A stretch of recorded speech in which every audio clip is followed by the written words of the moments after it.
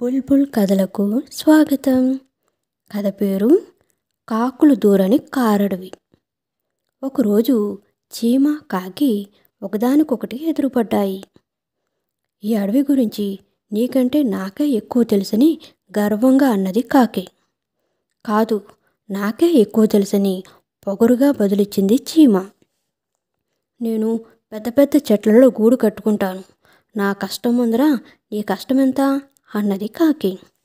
క్రమశిక్షణతో ఉంటా, కష్టపడి పనిచేస్తా, ఎంత బరువునైనా సులభంగా మోస్తాను, కాబట్టి నేనే గొప్ప అన్నది చీమ. ఇలా కాకి చీమ కాసేపు మాట అనుకున్నాయి. తర్వాత అక్కడి నుంచి వేటి దారిన అవి వెళ్ళిపోయాయి. ఎలాగైనా చీమకు బుద్ధి చెప్పాలని కాకి ఆలోచించసాగింది. ఇటు చీమ కూడా కాకి తల పొగరుని దించాలనుకుంటూ సమయం కోసం చూడసాగింది. ఒకరోజు ఉదయాన్నే లేచిన చీమ అడవిని వదిలి కిందకు వచ్చింది. దారిలో దానికి ఒక మనిషి ఎదురయ్యాడు. అతన్ని పలకరించింది. ఆకాశాన్ని తాకే అంత ఎత్తున్న చెట్లను, పెద్ద అడవిని చూపిస్తా. అవి నీకు ఉపయోగపడతాయి, మంచి ఆదాయం వస్తుంది, నాతో రా అన్నది. చేతిలో గొడ్డలి తీసుకుని చీమ వెంట అడవికి చేరాడు ఆ మనిషి. అక్కడున్న మహావృక్షాలను చూసి, ఇంత పెద్ద అడవి గురించి నాకు తెలియలేదేంటి? కాకులు దూరని కారడవి అంటే ఇదేనేమో అనుకున్నాడు.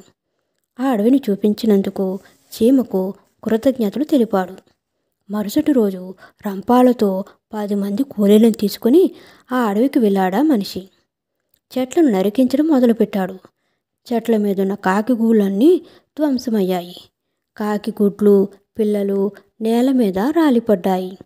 ఆ దారుణం చూడలేక కాకి బాధతో అక్కడి నుంచి ఎగిరిపోయింది. అడవిలో ఉన్న చెట్లన్నింటినీ నరికించి లారీలో పట్నం వైపు తరలించాడు ఆ మనిషి.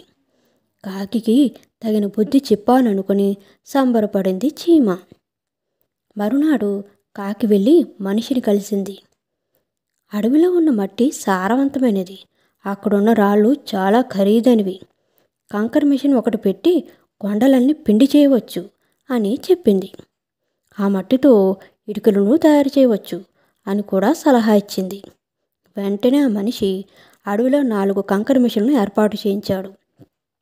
వాటితో కొండలను ముక్కలు చేశాడు. మట్టిని తవ్వి ఇటుకల పట్టీలు వేశాడు. దాంతో చీమల పొట్టలన్నీ ధ్వంసమయ్యాయి.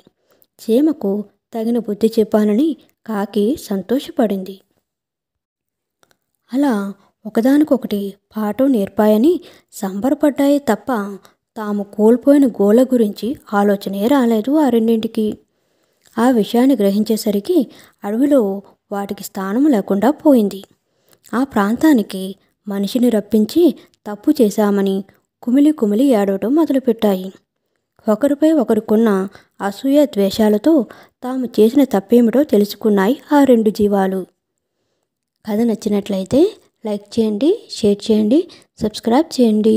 Thank you so much.